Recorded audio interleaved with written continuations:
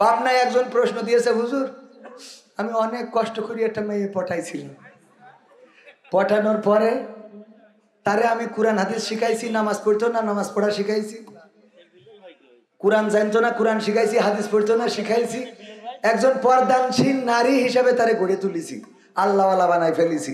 এখন ও আমার সাথে ভালোবাসতে চায় না, আমার সাথে প্রেম করে না, আমার সাথে তার এখন সম্পর্ক নেই। এর জন্য ও কয় নম্বর জাহান্নামে থাকবে? আমি বললাম, শয়তান তুই তো ওর তেজ মেরে দিছিস তুই। কারণ প্রেম যতক্ষণ সে কোরআন বোঝে না, হাদিস বোঝে না, ততক্ষণ সে প্রেম করবে। কথা কয় না? কোরআন হাদিস বুঝলি আর প্রেম করবে? তা তুই প্রেম করি পটাই নিয়ে কোরআন হাদিস পড়ালি কোন দুঃখী? ও কোরআন পড়িয়ে বুঝাস যে পর্দার খেলাপ করা যাবে না, ও তোর সাথে প্রেম করবে কোন লাইন দিয়ে? আমার সেটা কবে তো খাল কেটে নিজে কুমির ডেকে নিয়ে এখন আমার কাছে ফতোয়া খোঁজো।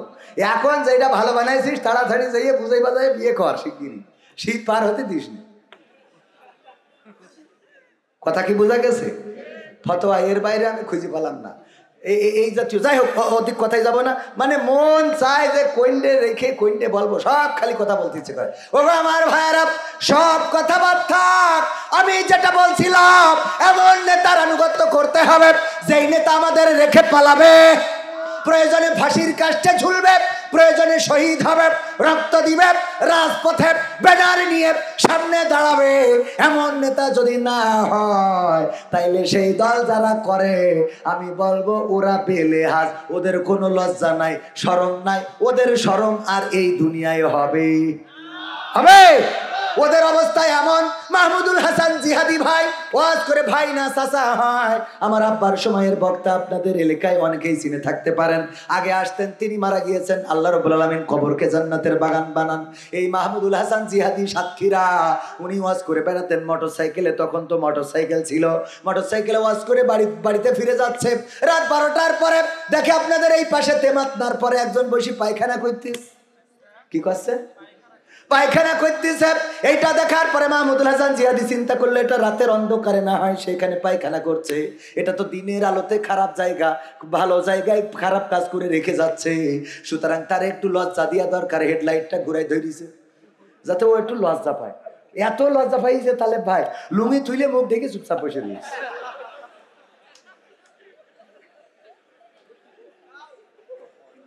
কত লজ্জা সহ্য না করি পারা যায়? ওরে লজ্জা নিচেই যা হয় হোক, উপরে যেন না দেখে, মুখ ঢেকে বসে আছে।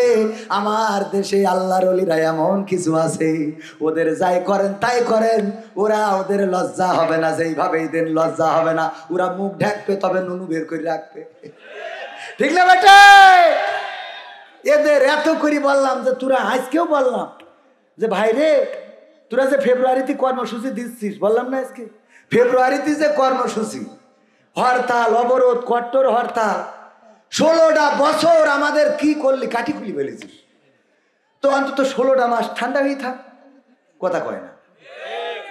আবার যারা খালি করছে নির্বাচন চাই, নির্বাচন চাই, নির্বাচন চাই, আমি বললাম 16টা বছর রোগের কাছে কুপান খাতি বললে তার 16টা মাস ধরে থাকা যাচ্ছে না? কথা কয় না? একটু ঠান্ডা হয়ে আমরা একটা দেখি কোনে যেয়ে দাঁড়ায়। ঠিক না বে? ঠিক। তা না এখনই নির্যাতন লাগবে। নির্যাতন না, নির্বাচন। কি লাগবে? নির্বাচন। এখনই কি লাগবে? ওরাও নামতে চায় রাস্তায়, ইরাও নামতে চায় রাস্তায়। এ বেকায়দা না? দুটাই রাস্তায় নামতে চায় এখন। আরে বাবা, রাস্তায় তো নামবেন, কোনো অসুবিধা নেই। নির্বাচন যদি না দেয়, আগের সরকার তো ছিল তাহাজ্জুদ পড়ি ভোট নিছিল, আর এ তো তাহাজ্জুদ কি নামাজই পড়ে না। তো তাহাজ্জুদ গুজারি সরকারে যদি ভারতে পাঠাতে পারি, এ তো নামাজই পড়ে না, এ তো দুনিয়া ছাড়া করে দেব। কথা কয় জিনিসটা বুঝতে হবে। এগুলো না বুঝে আপনার এত টেনশন করে দেন। তাহাজ্জুদ পড়িয়ে না আগে এক চাচা গেছে ভোট দেওয়ার জন্য, যাওয়ার পরে চাচা বলছে, বাপু আমার ভোট নাম্বার কত, একটু দেখে দাও। তা বলছে, চাচা আপনি আসলেন, এত কষ্ট করে আসার কি দরকার ছিল? বাপু রে, কবে বাসি মরি, ভোটটা দিয়েই মরতে চাই। বলছে যে সে ভোট তো আমরা দিয়ে ফেলেছি। এটা কেমন কথা বললে বাপু? ভোট দিয়া হইয়া গেছে গেছে কেমন হইল? বলছে আপনি কখন রওনা দিয়েছেন? আমি তো বাবু ফজর পড়িয়ে আসলাম। বলছে আমরা তো সে তাহাজ্জুদ পড়ি কাম সেরে ফেলেছি। আমরা কি করেছি? তাহাজ্জুদ পড়ি তো সে কাম সারা। বাপু তাহলে একটু কালি লাগিয়ে দাও, চলে যাই। তো কালি লাগিয়ে চলে যাচ্ছে, ডাক্তার চাচা শোনেন, এই চাষির জন্য আবার কষ্ট করে পাঠায় নাই বুড়ো বয়সে। তোমার চাষিও কি ভোট দিয়ে গেছে? তা বলছে মনে করছে চাষা ভালো অত বোঝে সোঝে না, ঠিক আছে বুঝাই দিই। বলছে হ্যাঁ চাষিরও হয়ে গেছে, দিয়ে গেছে।